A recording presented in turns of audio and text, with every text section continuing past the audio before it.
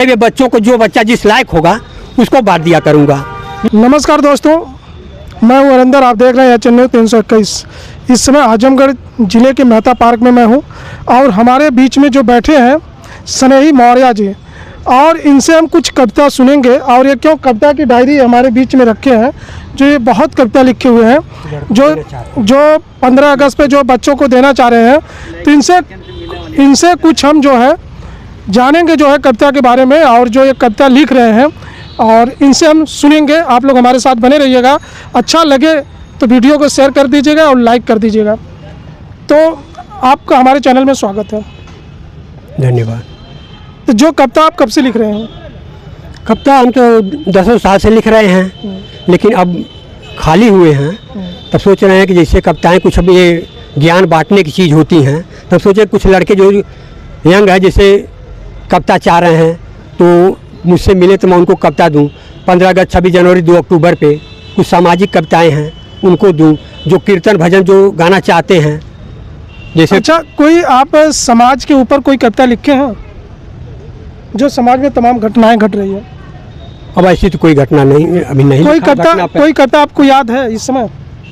Young बच्चों के लिए है, जैसे जो आप कुछ बच्चे अब यंग बिगड़ रहे हैं उनको समझाने के लिए है कि जो बच्चे नौकरी में आ गए हों या अपने पैर पर बिजनेस से खड़ा हो गए हों, कमाई कर रहे हैं, शादीशुदा नहीं हैं, उनके लिए है कि बाबू कितनों कमैया अपने आप के कब मत भूलैया माई बाप के ना। शादी हुई जब तुहार खुशियाँ मिली हैं या पार, औरत के अइले पर औरत के चक्कर में पड़ के मत भूलैया माई बाप के कितनों कमैया अपने आप के ना। माई रखली 9 महीना तुह पेटवा में संभाल के, और बाप पढ़ौले लिखौले हमें अपन आधा पेटवा काट के, बाबू कितनों कमैया अपने आप के कब मत भूलैया माई बाप के ना। ये कजरी लिखल है स्नेही इस समाज के सुझाव में, परिवार के बचाव में ना, बाबू कितनों कमैया अपने आप के कब मत भूलैया माई बाप के ना। यंग लड़कों की ये बात समझ में आ जाए तो परिवार भी बच जाए और समाज का सुझाव भी हो जाए। देखिए, बहुत अच्छी कविता लिखे हैं और आप लोगों को, मुझे तो पसंद आई, आप लोगों को भी पसंद आएगी, आप लोग सुनेंगे। तो कोई और आप कविता लिखे हैं जो बच्चों को जो देने वाले बता रहे थे, वो कौन सी कविता है?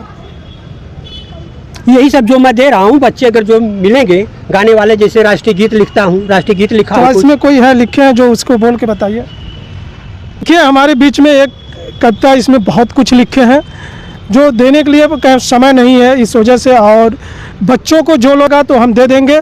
बच्चा याद करके अपने स्कूल में ये कविता को पढ़ेगा। तो चलिए, मैं इनसे बाद में और भी मिलूंगा जो अच्छे ढंग से इनके घर पे जाकर, जो इनका नंबर मैंने ले लिया। इस समय जन्माष्टमी का मौसम है, ये कविता मैं सुना रहा हूँ जन्माष्टमी जो लिखा हुआ अभी 2-4 दिन पहले। अगर इनको जिनको याद करना होगा वो बच्चे अगर सुन के याद कर लें, हाँ, या मुझसे मिले तो मैं उनको दे, इस जन्माष्टमी पर गाएंगे। कृष्ण जन्म ले लें भादो की अनहरिया में, जेल की कोठरिया में ना, अरे कोठरिया में ना हो, कोठरिया में ना हो, कोठरिया में ना। कृष्ण जन्म ले लें भादो की अनहरिया में, जेल की कोठरिया में ना।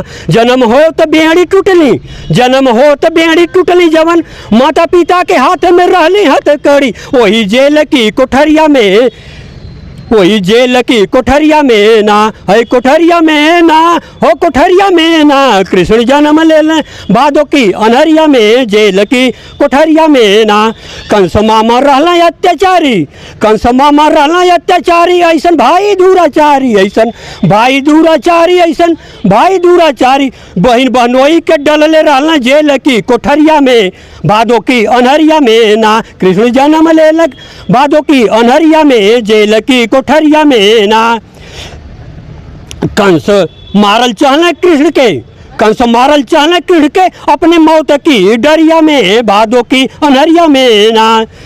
कंस लगावना कितनो जुक्ति, कंस लगावना कितनो जुक्ति, ना भैली उनकर मुक्ति, कंस लगावना कितनो जुक्ति, ना भैली उनकर मुक्ति। कृष्ण मारी डलना कंस मामा के उन्हीं की महलिया में, भादो की अनहरिया में ना। कंस मारी डल कृष्ण मारी डलना अपने मामा के उन्हीं की महलिया में, भादो की अनहरिया में ना।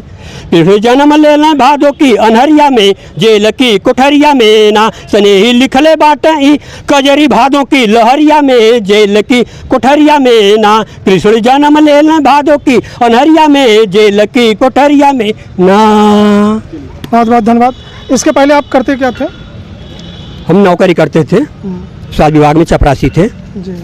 तभी से लिखना शुरू किया। ये हुआ कि रिटायर होऊंगा तो खाली हो जाऊंगा, तब कुछ ज्ञान, लोग कहते थे कि इसको लिख के किताब बना के बेच दो, बांट दो, लेकिन मैंने ऐसा नहीं सोचा। मैं ये सोचा कि ज्ञान की चीज़ बांटने से ज्ञान बढ़ता है।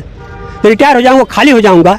देखिए, ये बहुत अच्छे विचार किए हैं और ये जो कविता लिखे हैं बच्चों के लिए लिखे हैं। और एक चीज़ मैं और बता दूं, अभी किसी के सामने डायरेक्ट आप किसी से इंटरव्यू लेना चालू कर देंगे, बहुत अच्छे अच्छे लोग बोल नहीं पाएंगे।